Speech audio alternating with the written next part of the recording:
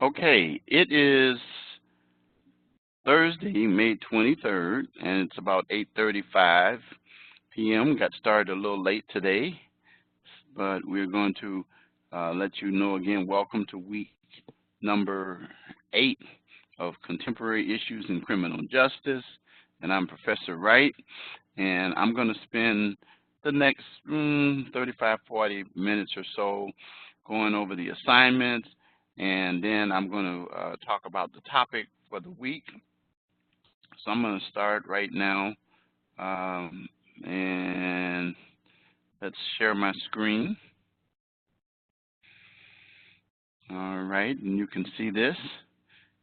Okay, as we go down to the bottom here, you see we are moving right along here. We are at week number 8, and so week 8, you're supposed to provide your field progress report. Explain the progress for your field work requirements. Present issues or concerns regarding the fieldwork assignment. And then make sure you do your APA, citations in the body and references in the end. I've said this over and over. Many of you have lost points this quarter because you did not do the APA. I started out week 1 talking about APA. Many of you have been in other classes of mine, and you know how I am about APA. And then the fact that I shared with you at week 1 the academic integrity video, which is an indication of why we're so dogmatic about APA. So we want you to be in the habit of providing some research. There have been some of you who have said in your assignments, well, I didn't use any citations and references. I say, well, that means then you didn't follow the rubric. And the rubric says very simply that you need to do that in every written assignment. So looking at week 8, next week's employment plan, same thing. Then we'll get to week 10 when we come. All right. So today you have the field progress report for this week. That's your written assignment. Okay. And then you'll notice that our lectures take place Thursdays, 8:30 to 9:30. And that week 8, that's where we are now, we have one more lecture to go. And every lecture that you see, if you go back, you'll hear me talking about APA and the importance of APA. Again, that means when you lose the points that you didn't follow it. And then notice this special announcement that I posted in May, the 10th. Because I wanted each of you to make sure you saw this again, to make sure that you understood the importance of APA. So let's look at where we are today with week 8. Today we're going to talk about gaining real work experience, which is pretty much what we've been trying to give you since the beginning of this course. And so we're going to discuss what's in this module. And then you see there's a discussion assignment, fieldwork issues and experiences. Of course, your initial posts were due 2 days ago at 11:59 p.m. Central Standard Time. And then your reply post is due. All right. All right, so you want to make sure you get that in on Saturday, 11:59 p.m. Central Standard. And as I said before, and some of you have replied to more than one post, that is good because it makes the discussion forum more interesting. And then your written assignments are due this Saturday at 11:59, Sunday rather, I should say. Field work progress report, that's what we just got through talking about. And it is due for this Sunday, okay? And then you know what the motto is all about: adversity is a springboard to success, because I covered that early on in this course when we talked about the my background and experience, and then many of you know it from other classes I've had that you have with me as well.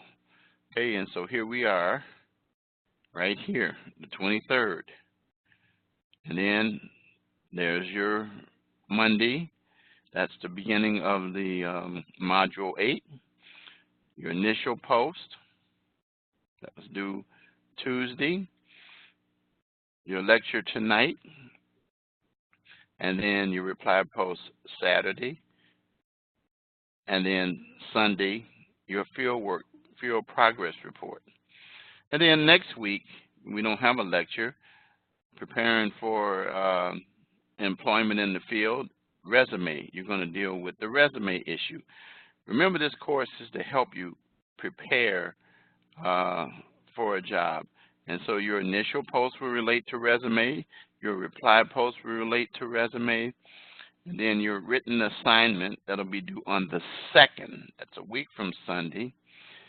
On a 1 to 2 page paper about your personal employment plan. So you know about that as well. And then I'm going to give to you sometime this next week the information on the ACAT. I did just receive that information the other day, so I'll be providing you with the login information if some of you want to get a jump start on it as well. So now let's go and let's look at the actual module itself, week 8.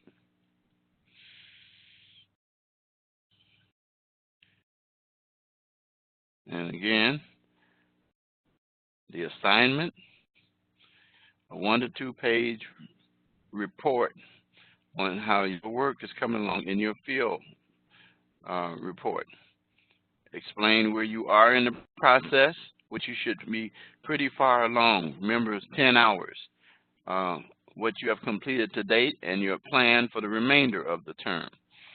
You should have some information that relates to references and sources, the organization or the entity or the field. You should provide information in your paper. Make sure you run your papers through Grammarly. You all know about that very well. And then again, citations in the body and references at the end. And then your discussion post. And then, of course, you're going to present to me your keyword by Sunday for the live classroom lecture. So that's it for assignments for the week. All right. So now let's go back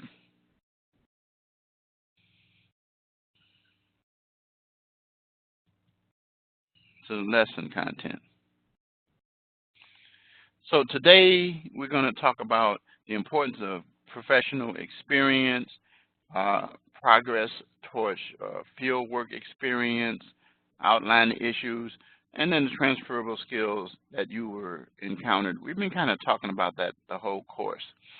And so let's start by talking about how important gaining professional experience is. First of all, number one of the first places usually that students gather professional experience is by part-time jobs, volunteer work, internships, and externships in the various fields.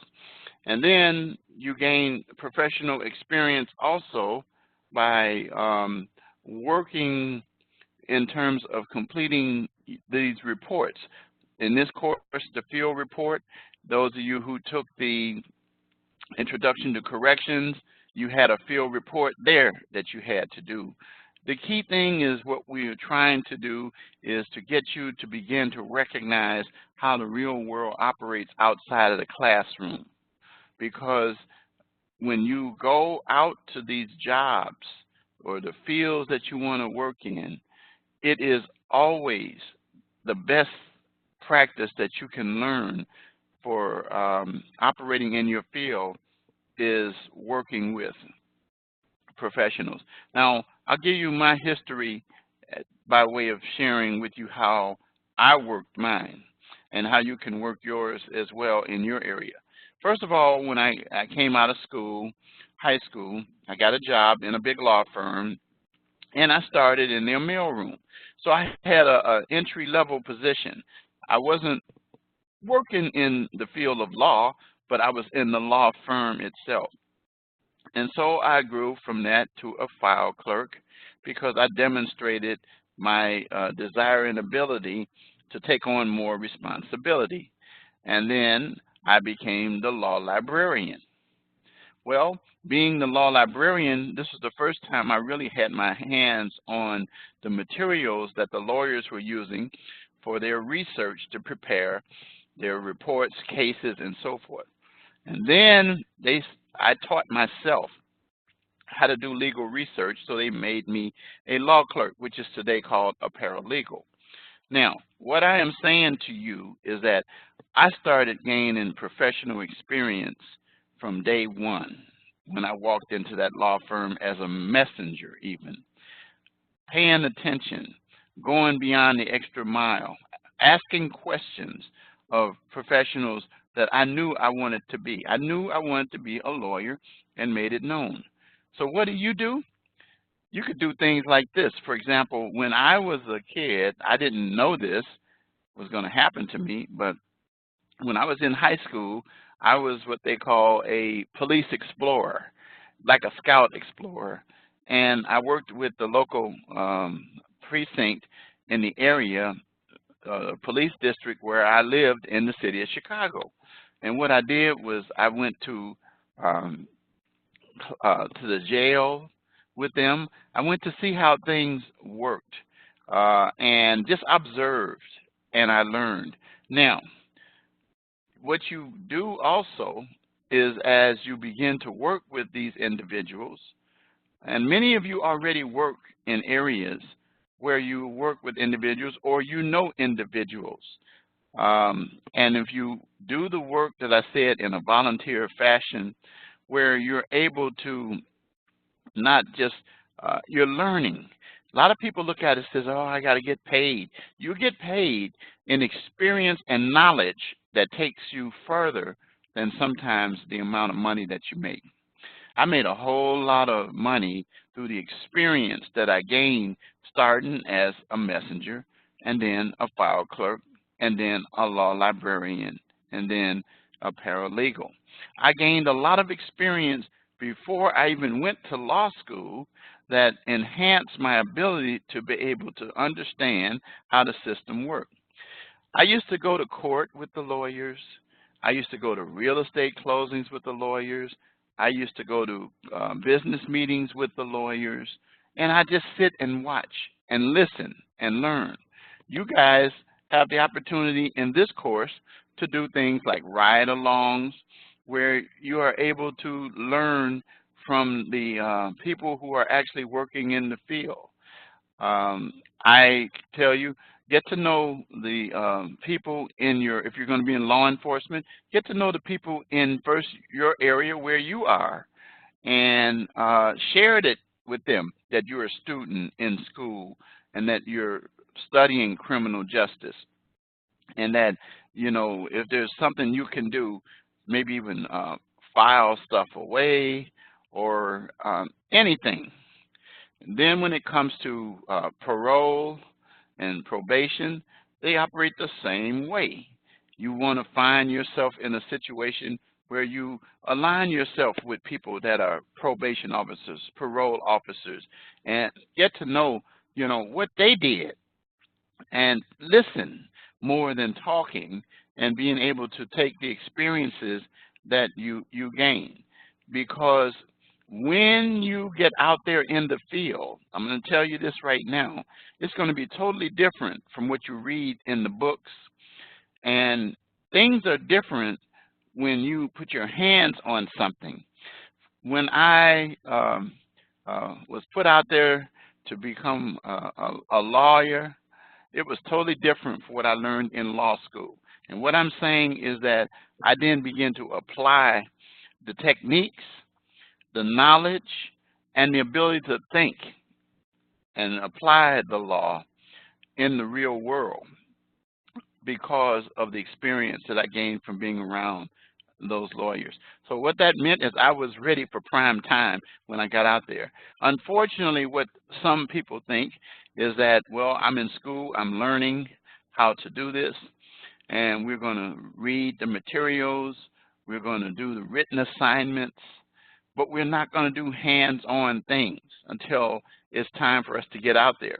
That's a mistake, because I was way ahead of many individuals who had not had the experience that I had while I was getting paid in my job. And I was hungry for knowledge. And the way you do it is you let people know. Let them know you want to learn. Let them know you want to know. As I said, again, I repeat, volunteering, externships, internships. I had a number of students that when I was a state program coordinator of the School of Justice Studies, and they used to talk about going to career fairs, and I would talk to them. I says, that's good. I say, but you know what? What you need to be aware of is making connections, making contacts, because what happens is one day you may find yourself with someone you worked in a ride along with, or someone that they know. They can say, yeah, John, I remember John. John did a ride along with us. And John asked a lot of good questions. And John presented himself or herself in a professional fashion while they were still students. And they will look at that. And remember, when we start talking about gaining professional experience, one of the things that you have to pay attention to is what do the professionals want. And I already told you all from the beginning that those transferable skills that we talked about in week 1 would be demonstrated in your assignments. The number 1 was communication. And communication is you have to orally be able to present yourself in a fashion that you are professional. I tell my law enforcement people, don't condescend. Don't reach the point where, for example, I hate to hear a police officer use cuss words when trying to deal with a suspect or anybody. It's unprofessional, and that you're supposed to set the example. And yeah, you're going to be dealing with people who are bad people. As a lawyer, I had the same issue. I represented and defended some murderers, some robbers, some drug dealers. I didn't do rape, but I did almost all the other areas in criminal law. And then when I became a police officer, I learned how to communicate and talk to people in a fashion where I was able to control the conversation, but at the same time I could maintain a professional position. And I learned how to do that because I saw others do it before I was hoisted into that position. As I said before, I didn't know that when I became the village attorney in this town that I was going to end up becoming a police officer. But when I found out I needed to carry a weapon, and they said the only way I could carry it was to be a part-time police officer, I went and I started taking the classes, and then they put me out there. I was in the streets. I never wore a uniform, but I was out there in the streets. I carried a gun. I had my badge and my credentials as a law enforcement officer, and I operated on an ethical fashion. So when we start talking about dealing with the transferable skills, the oral communication was so critical, and then the written communication is extremely critical because, as I've said, I used to teach a course, critical issues in written and oral communication, and it was a good course. They changed it, and in that course, I used to tell my students, I said, your written assignments need to be followed by the letter to make sure they're correct. Just because you think that there shouldn't be like for example, I'll use this, citations, because you say, well, the material doesn't really call for it. Yes, it does. It calls for your demonstrating professionalism in terms of your presentation. And you're going to do that in your written communication with the assignments in school, which prepare you, because at some point in the future, you're going to write reports, and those reports are going to be exhibits in a courthouse, and sometimes those exhibits will be used against you in court if they're not professionally written. I have shared a couple of instances in previous classes that I did where I, as a lawyer, embarrassed a police officer several times. But I'll give you one where I actually won a case and embarrassed them because they weren't professional in terms of the written report. The report was written that said that the incident happened on April 31st. And me being detailed and everything, I noticed right off the bat that there was no April 31st. But I brought it to the attention of the officer on the stand in court who wrote the report. And you know what he said? He said, oh, he said, I made a mistake. That was what I wanted him to say to the trier of fact. Then he started getting fidgety. And anything else that was asked to him, he couldn't even focus because he knew that he had messed up. Even the prosecution knew that it was a bad situation because I discredited that officer with that grammatical issue, with that incorrect written report, and used it to my advantage for my client. And the trier of fact said, well, dag, if they were wrong about that, they could be wrong about this guy being the one too as well. And it went on and on and on. All I'm saying to you is that when we start talking about written communication and citations, what you're doing is you're providing credibility to your statements that is based upon research for someone who has already gone out and done the legwork on the information that would support your position in your written document. And that's what we're trying to get you to do with even your field reports.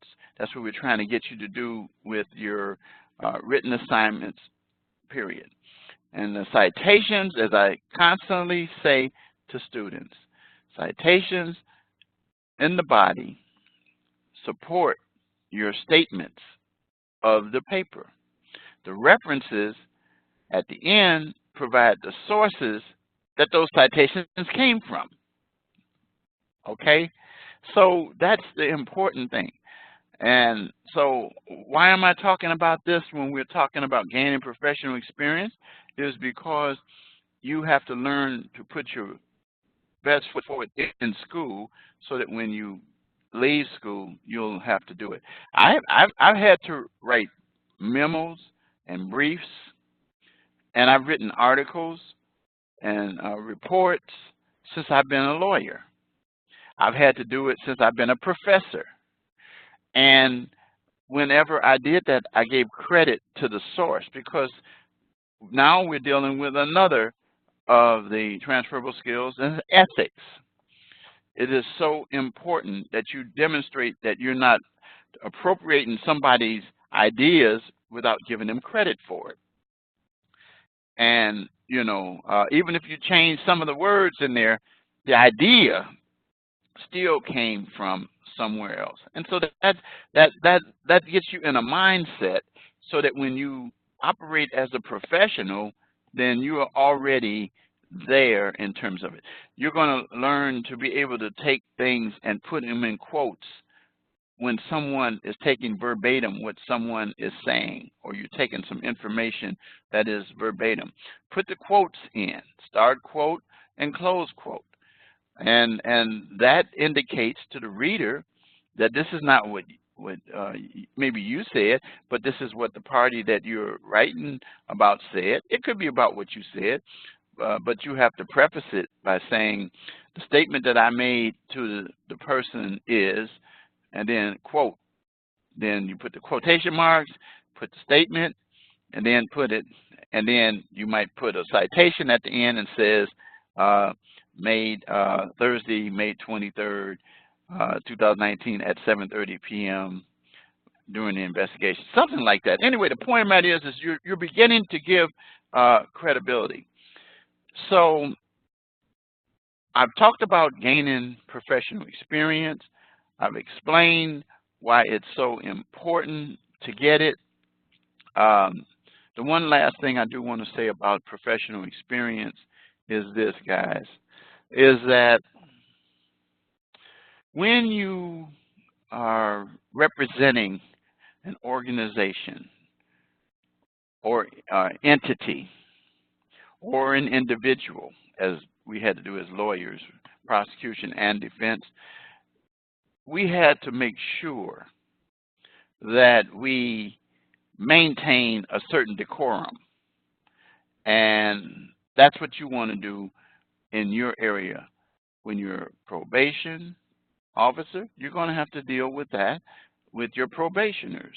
You're going to have to deal with that with the judges, with the family members of those individuals. The same thing with parole officers. The same thing that you're going to have to deal with as a law enforcement officer in terms of dealing with the public, people from various, as I said, backgrounds, and being open-minded. And as you already know, we do have a diverse society and people from all backgrounds, races, sex, national origin, sexual preferences, and so forth. So these are things that are going to come into play when you are out here working in your professional area. So I want to be able to tie this into your field report or field work experience to get you to think not this is an assignment, but this as maybe some experience for you that can enhance your ability in the future to work in that as your career. That's why I always tell students from the beginning, make sure that your field report, your field work, and I said the same thing in the corrections class, fits in an area. If you want to be in law enforcement, of course, so if you're in corrections class, you couldn't do that. But in this class, you could do that. If you want to be in law enforcement, focus on law enforcement at various levels and areas. Begin to maybe look at the department that you might be interested in going to. I don't care how small the department is, and that's another thing. Sometimes people says, oh, I want to work for Chicago. I said, well, I know people who end up working for some of the smaller communities around Chicago first, and then they will end up in Chicago. I know people who start out in the city or in the smaller areas, and they become state police officers. Do you not know that in most jurisdictions, I know in Illinois, you, like a probation officer and a parole officer, you cannot become one unless you have a 4-year degree. And the key thing that many employers are looking for are people who are seasoned in terms of experience. They look and see, did you work in the summers? Did you do some internships? Or again, there are thousands of people applying for positions, but when someone inside knows your name and they know your work ethic from your experiences that you've presented to them, that you've maybe done in the field report back again to it, it will give you an edge and will give you an opportunity to be able to operate. So gaining real world experience is very simply learning how to do the job that you want to do in the future, as what we call OJT. You ever heard the term OJT? Do you know what OJT is? Do you know what OJT is, Sharon? Do you know what OJT is? It's usually on, you know what that is? You ever heard that before? Yep, on the job training. That is exactly what it is. And think about what you're saying when you're saying OJT. What you're saying is every day you're picking up details to enhance your ability to operate as that professional. And that's what we call professional experience. And that's all that's all it is. And I have students who say to me from the beginning, they say, Professor, I work at a prison or jail. Can I do my report there? I say, duh. Of course you can. No, you can't do it because I want you to go to another agency because I want you to learn something different. No, why? No, we're not doing busy work. We're doing something to help you to learn. You could even volunteer to do an assignment where you work at as an assignment for your class and get credit in the class and credit on your job at the same time. That is possible. That's possible. And so, and then the last thing I'm going to say is this, is that we all know people who work in the field. I have some very good friends who are law enforcement people now who I talk to. I have some very good friends who are corrections people who work in the jails, who work in the juvenile facilities, and I talk to them about what they do and those kind of things. But I'm teaching. What about you as a student? You can do the same exact thing and gain that knowledge and so forth. So I've already explained progress toward field work experience, the importance of professional experience, and then some of the transferable skills. You know, you're dealing with issues, if you notice within this course, technology, you're dealing with changes in law. You know, I share constantly that the most revolutionary change that I've seen in criminal justice is DNA. It has changed a whole lot of lives. It has changed the approach to the whole criminal justice system. And then the other big feature is the advent of cameras everywhere. You know, you have body cams that the police officers are wearing, which serves the purpose of protecting the police officer as well as the public. You have dash cams. You have streets that have now cameras all over, and almost every business has some kind of camera. And then everybody has a cell phone these days, and most people's cell phones have cameras on them, and they're able to record contemporaneously stuff all the time. And then they use social media to share those kind of things. So my point is that you have to be tech savvy. You have to learn how things operate in a digital fashion. When I came out of school, I've shared this before, there was no such thing. But guess what? I am up to speed now. Look at me, I'm teaching. I know how to navigate my classes. I know how to grade my papers. I know how to post stuff and all those kind of things. I know how to respond to emails. I know how to make videos. I know how to convert videos, all that stuff. These are things that enhance my ability to function as an instructor, as a teacher, as a professor. Well, you learn those same kind of skills to operate as a police officer, as a probation officer, as a parole officer, working in halfway houses, whatever it is you decide to do in criminal justice. and you really, really must do it. And then the final thing I'm going to say, and then I'm going to adjourn, is you must operate with integrity.